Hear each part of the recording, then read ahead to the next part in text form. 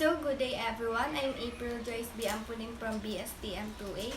So, for today, I will discuss Rizal's education in UST in Intramuros, Manila.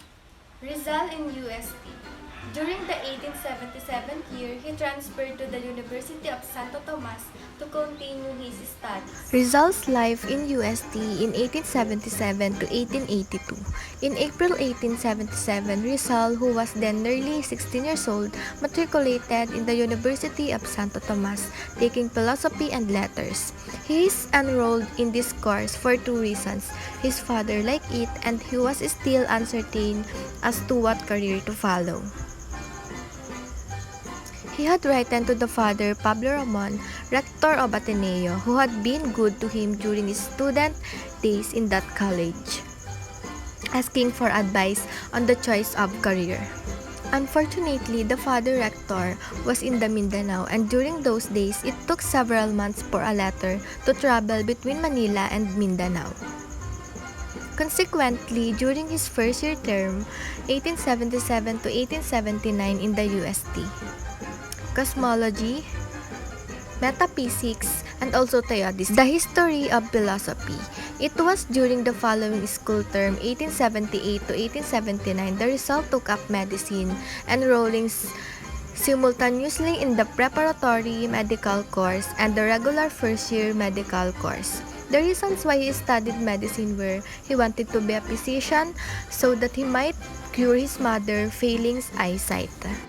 And two, the father Pablo Ramon, rector of Ateneo, whom is consulted for a choice of career, finally answered his letter recommending medicine. When Rizal was a freshman medical student at the University of Santo Tomas, he got his first taste of Spanish brutality. One dark night in Calamba, during his summer vacation in 1880, he was walking in the street. He dimly perceived the figure of a man while passing him, not knowing the person due to darkness. He did not salute or say a courteous good evening. The vague figure was a lieutenant of the Guardia Civil. With a snarl, he turned upon Rizal, whipped out a sword, and brutally slashed the leather on the back. His wound was not serious, but it was painful. When he recovered, Rizal reported the incident to General Primo de Rivera, the Spanish Governor-General of the Philippines at that time, but nothing came out of this complaint because he was an Indio and the abusive lieutenant was a Spaniard. In a letter to Blumentritt dated March 21, 1887, he related, "I went to the Captain General but I couldn't obtain any justice. My wound lasted 2 weeks." Romances with other girls, Rizal paid court to a woman he simply referred to as Miss L, who was fair with seductive and attractive eyes. Reasons for his change of heart, the sweet memory of Segunda Katigbak is still fresh in his heart. His father did not like the family of Miss L, Leonor Valenzuela, a tall girl with regal bearing, was courted by Rizal while staying at Doña Concha Leiva's house in Intramuros.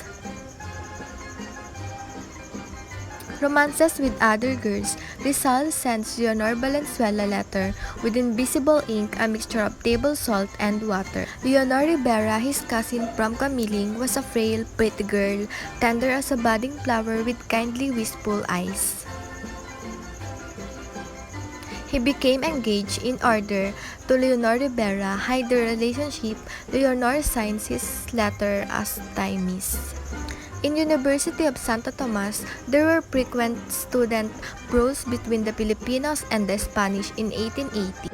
Rizal founded Compañerismo, a secretly society of Filipino UST students. The members were called Companions of Jehu.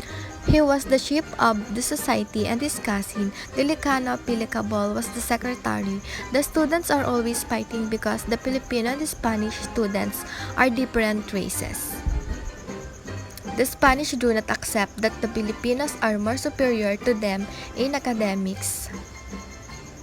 So they insult them and call them Indio, Chongo, and the Rabanse of the Filipinos, they call the Spanish students Bangus. In 1879, a literacy contest was held by Artístico Literario. That time Rizal was only 18 years old. He wrote and submitted his poem entitled A la Juventud Filipina to the Filipino youth.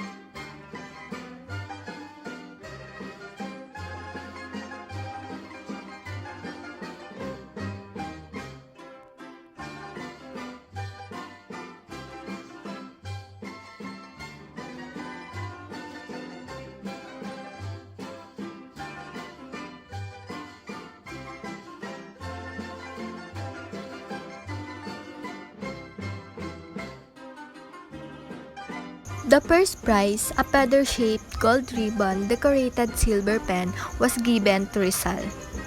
In 1880, another literary contest by the Artistic Literary Lyceum to commemorate the fourth centennial of death in Cervantes. Spanish and author Don Quixote. Manuel de Cervantes, Spanish glorified man of letter.